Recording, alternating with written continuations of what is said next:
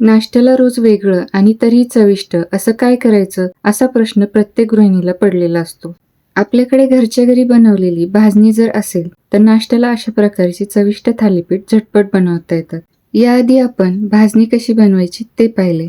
आता या भाजणीपासून खमंग असे थालीपीठ कसे बनवायचे ते पाहूयात. भाजणीपासून खमंग असे थालीपीठ करण्याकरता मी येथे 4 वाट्या भाजणी या परातीमध्ये काढून घेतली आहे. त्यानंतर यामध्ये पाव टीस्पून हळद, 3 टीस्पून लाल तिखट, चिमूटभर हिंग, चिमूटभर साखर, जिरे ओव्याची पूड, चवीनुसार मीठ टाकून हे सर्व जिन्नस आधी कोरडेच एकत्रित करून घेऊ. आता यामध्ये बारीक चिरून घेतलेला कांदा व बारीक चिरून घेतलेली कोथिंबीर टाकून हे सर्व मिश्रण पाणी न टाकता एकत्रित करून घेऊ. अशा पद्धतीने मी या भाजणीच्या पिठामध्ये सर्व कोरडे मसाले व बारीक चिरून घेतलेला कांदा व कोथिंबीर एकत्रित करून घेतले आहे. आता यामध्ये थोडे थोडे करून पाणी टाकून हे पीठ मळून घेऊ. हे पीठ आपल्याला चपातीच्या पिठाला मळतो त्यापेक्षा थोडेसे सैलसर मळायचे आहे, जेणेकरून हे थालीपीठ पोळपाटावरती आपल्याला व्यवस्थित थापता येईल.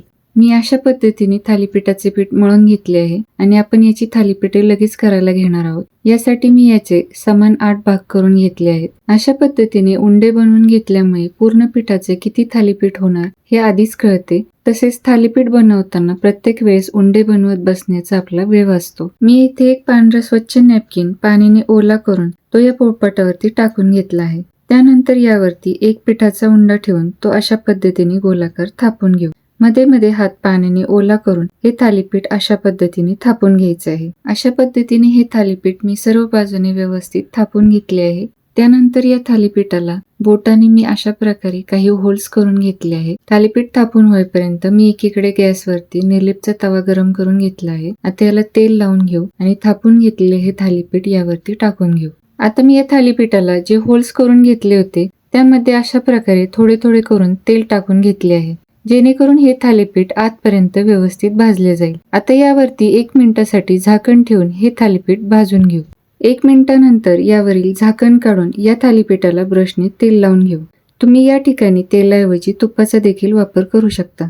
आता हे थालीपीठ उलटवून त्या बाजूला देखील तेल लावून घेऊ. हे थालीपीठ भाजून घेताना गॅस मात्र लो टू मीडियम ठेवायचा आहे. या थालीपीठाचा मस्त खमंग असा वास येत आहे.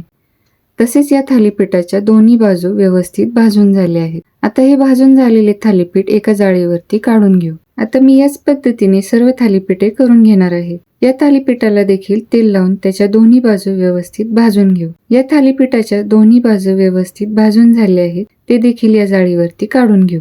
विविध धान्य आणि डाळी वापरून केले जाणारे हे थालीपीठ चवीला तर छान लागतेच, पण पोटभरीचे असल्याने नाश्त्यासाठी, मधल्या वेळेत खाण्यासाठी किंवा वन डिश मील म्हणून हा पर्याय उत्तम आहे. ते तुम्ही लोणी किंवा दह्यासोबत खाऊ शकता. नुसते तसेच खाल्ले तरी चवीला एकदम मस्त लागते. एकदा अशा पद्धतीने नक्की करून पहा.